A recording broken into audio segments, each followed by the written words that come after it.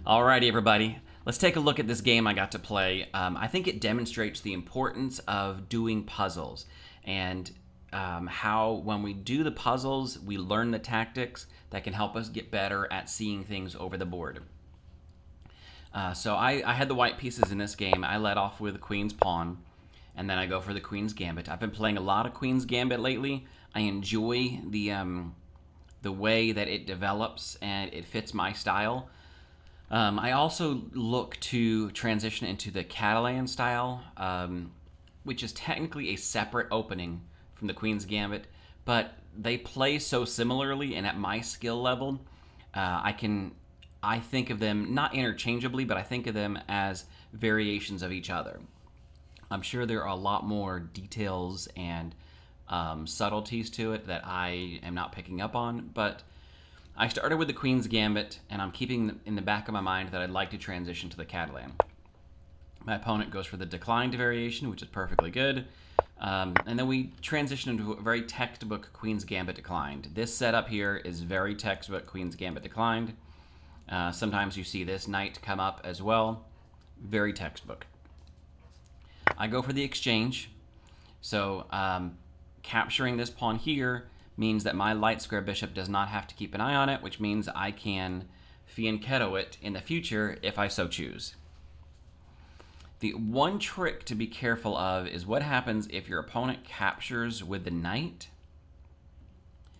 and brings the dark square bishop in. If the dark square bishop is here and this knight is either here or here, that can end up putting a lot of pressure on this knight here. And you can end up in some uncomfortable positions if you're not very careful. But my opponent captured back with a pawn, so the only thing I have to worry about now is what happens if the knight rotates around to e4. I get my knight out, my opponent brings the bishop out, and yep, like I said, now I have to be careful of this knight rotating around. With only one defender of this, if he brings a second attacker in, I have to be real careful on how my attackers go. But he hasn't rotated it yet, and that's fine. So now I can go for the fianchetto, and I can get my Catalan bishop. My opponent castles, I fianchetto, and now the other knight comes in. So there is pressure here, but I do have it defended twice, so I'm still okay. I castle. My opponent brings the rook out, right? This is a weak pawn. Currently, it is defended twice, but it can be a weak pawn. Now, I am debating on, when I play the Catalan, the question is, where does this pawn end up? Should it belong on e3 or e4? It depends on how the game develops. My opponent has 3 defenders of the e4 square. I only have one attacker of it, so there is no way I can plant a pawn there and expect to keep that pawn. So my pawn is looking like it's going to sit here on e3, which is fine, is part of this pawn chain, and adds an extra defender to it, which is a very solid thing. The only problem is that does block in my dark square bishop, so now I'm debating on, I need to get my dark square bishop out before I close that position down. Make sense? Which is exactly what I do. I get my dark square bishop out. My opponent immediately challenges it. That's fine. This dark square bishop can be a weaker piece in some of the games that I play. If I stick all my pawns here, right? If I rotate a knight up here, this dark square bishop starts to lose a lot of squares, and so it becomes a little bit weaker. Whereas this knight, if it rotates around, could be a little bit stronger. So I'm happy to make this trade. This is now a weak pawn for my opponent. This pawn is currently undefended. I could just grab that pawn. That leaves this bishop free to kind of float around, but I could grab that pawn, and it does come with an immediate attack on the queen, so my opponent would have to respond. But I decided to take a little bit of time and develop before I got a little materialistic, right? So before I started grabbing material, I wanted to continue development. I brought the queen in. Normally I stick the queen here on c2, but in this case I decided to bring it all the way up here to b3 in order to attack that central pawn. So now I have 2 attackers on this pawn. My opponent has 0 defenders. My opponent makes a trade, right? Removes one of the defenders. So I went ahead and in this case, I decided to capture back with the pawn. I could have captured with the queen, but I decided to capture back with the pawn to kind of put this central structure in place. It's not exactly centered, right? But it's central, so that feels that I'm happy with this. And now my opponent has to defend. Now here's where the tactics start coming into play. So my Catalan bishop, my light square bishop, fianchettoed here in front of the king, could be an additional attacker on this pawn. So I could have a second attacker on this pawn, but I got to get this knight out of the way. Now where do I put this knight so that it's out of the way and can do more? Now my first thought is always to stick it up here on e5, immediately defended by my central pawn. But again, my opponent has 1, 2, 3 defenders of that square. I only have 1, so parking my knight there is going to lose material. But moving my knight here immediately attacks the queen. I now have 2 attackers on that central pawn, and I'm looking to remove one of the defenders. So my opponent moves the queen out of the way. However, it's still only 1 defender. I have an attacker. I have 2 attackers, excuse me. So now here we see the tactics come into play. I could simply grab with the queen, and then my opponent trades queens. Or I could grab with the bishop, and notice this nice long diagonal that I've already got a battery built up on. So this battering ram of the queen and the bishop on this nice diagonal aiming straight at the king. That's what I decided to go for. So here's the first tactical shot. Is this a good move or is this a bad move? We'll see, but this feels like a really strong move for me. Yes, I have left this pawn undefended. But what were to happen if my opponent were to grab this pawn? Well, this opens up even more, and that pawn is undefended. So my opponent grabs a pawn, I grab a pawn, because notice my battering ram here, and the only thing defending it is the king. So I grab with check, and at the end of that line, my bishop can be traded away for the rook. I go up in exchange. So that's the second tactical shot. And boom, my opponent goes for the undefended pawn. He's got to move his queen somewhere, right? The queen's got to go somewhere. Can't go here, can't go here, can't go here, can't go here. So that queen is running, not running out, the queen has got to start finding some places to go. And there are some things, there are some limiting factors. Now my opponent grabs the pawn. I grab a pawn. I grab the pawn with check, and now I'm going to win an exchange. This king has a few places it can go. The king can go here, the king can go here, the king can go here. There is no way to block, so the king's got to move. In this case, the king moved to h7. So we know this is coming. I can grab this rook. But there's more. There's more. And these are what the puzzles have taught us. I have seen a similar enough setup. Excuse me. I've seen a similar enough setup playing the puzzles that I feel this is a very good move. Well, now, I can't go here, though, because it's defended. So I drop the queen to b1 with check, and now the king is limited to what it can do. The king can't go back here, obviously, so the king's going to have to run back this way. Or my opponent's going to have to block. Maybe block?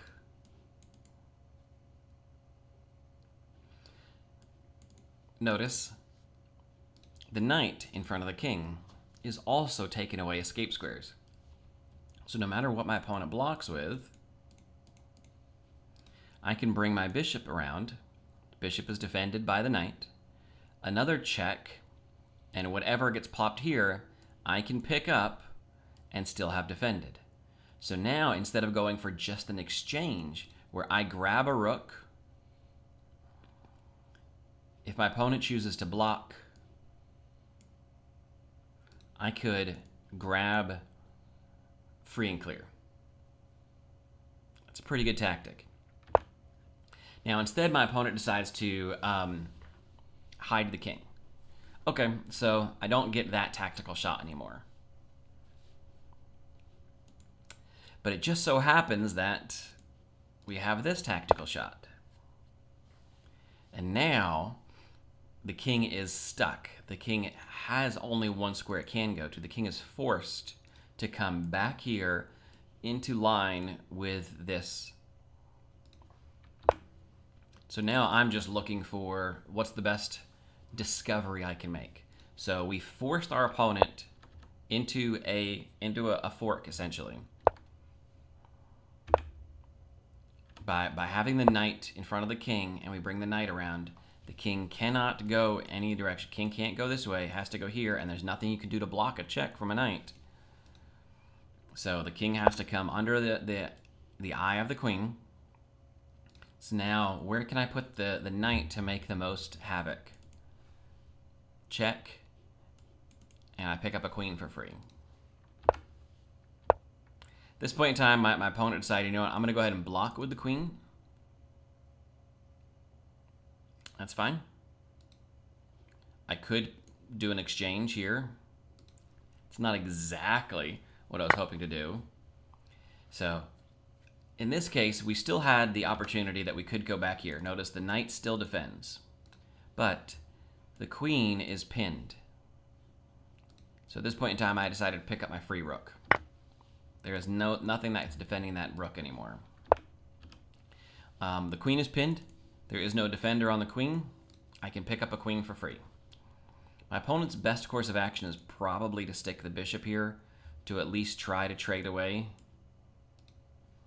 But unfortunately, my opponent went for a mating sequence of their own. Notice I've got that square covered, so I'm not worried about it. Also, the king is pinned, the queen is pinned, so the queen can't go anywhere. So, unfortunately, in this case, my opponent had lost, basically lost straight up a full rook. But more importantly than that, my opponent's king is way out of position, does not have a lot of protection, is going to lose a queen, right? The queens are about to be traded. At the very minimum, the queens are going to be traded, right? If my opponent were to stick the bishop here, at the minimum, queens are going to be traded. But realistically, my opponent's about to drop more material. And unfortunately doesn't see that I get to pick up the queen with check. Opponent's got to run away, and pretty quickly we get a mating net here. So this game ended right there. And if we look at the analysis, you can see there's probably like checkmate and there's checkmate and 4 here.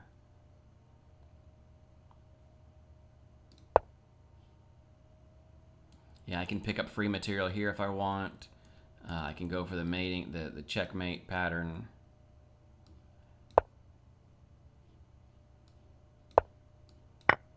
Yeah, there's some. Let's see, what's the best move? Oh, I see. Now the queen is under attack. I guess you could do this with check. Actually, no. You'd rather grab with the bishop. So now the bishop is covering. No, I think I'd rather grab with the queen. Anyway, wait. Get out of there. Delete all these. Okay. So anyway, this is how this game ended. But I want to just quickly point out, this started out as a very average textbook Queen's Gambit style game. I looked for an opportunity to transition to the Catalan style, which in my experience has some benefits, but also some drawbacks to just a straight Queen's Gambit Declined. Instead of having this bishop along this diagonal already, right? If you let your opponent capture, then you grab with the bishop, then the bishop is sitting along, sitting along this really nice, strong diagonal. The bishop is on this alternate diagonal, which you're not immediately attacking the king, but you are attacking other things. And also, at my level, I don't think a lot of people have experience with this fianchetto, because most of the time when I play this move here, which is obviously a symbol that I'm going to fianchetto and then castle, I see a lot of people, their think time goes way up. So all of a sudden, like in this case, you can look at the time here. My opponent played, we both played very fast. So I'm at 10:04 at this moment in time. My opponent's at 9:48, so playing pretty quickly. And then when I make my move, my opponent has a 25 second think. So just debating on, what shenanigans could take place. So at our level, my level rating, giving my opponent something extra to think about and complicating their board for them helps me out. So that's one of the things I go for. As long as I know what I'm doing in this case, which, like I said, I've played enough games now that I'm starting to get a feel for it. I like having this kind of surprise variation. But this is all pretty standard stuff that we've seen. And this was the first real tactical shot, was putting pressure on this pawn. I don't need to do it this way, right? I could have just started out with something like this knight and opening up an attack this way, leaving my queen here or sticking my queen on c2 like I would normally. But I decided to go for it, and it gave me this opportunity to really start looking at tactics, tactically, using our puzzles and the experience we gained from our puzzles to really kind of open up this game and make it a lot more interesting than it could have been otherwise. And it was a lot of fun, really a lot of fun this move specifically. I remember over the board going, I'm happy for my opponent to capture that pawn. I really want them to capture that pawn. I've got both the rooks here, and one of the rooks is defended, so if my opponent were to start grabbing stuff, I'm safe. I'm not in any danger, and in fact, it's my opponent who's in danger. And my opponent thought for another 35-40 seconds before grabbing, and I thought for less than 5. In fact, looks like almost 4 seconds, somewhere in there. So I moved very quickly just to double check myself, but I had planned this. As soon as I saw it, I planned to go for it. And then, yeah, there are a lot of opportunities for where your opponent could go. In this case, if he had gone here, I get the fork, or I get a check from the knight, and that forces the king up the board, which would have been actually, no, that's checkmate. If my opponent goes here, it's checkmate, isn't it? Yeah, never mind. Opponent can't go up the board because the knight's covering it. So only thing my opponent could do would be one of those two squares, and he picked the one that gives me more tactical shots. But in this case, it's not this one, right? It's this one. So tactical shots, tactical shots. So this is a fun game, guys. I encourage you to go out and do some puzzles. In fact, now that I'm done with recording this one, I'm going to stop recording, and I'm going to start a brand new recording on puzzles. And we're going to go do some puzzles together. We're going to take our time. We're not going to just blitz through them. We're going to take our time. We're going to think them through, and we're going to try to look at these patterns and see what we can come up with. All right? So do your puzzles, study your tactics, and if something comes up that you don't recognize, just look for some tactical shots and see if you can make something out of nothing. All right, guys. Hope you enjoy this. I'll catch you next time. Bye.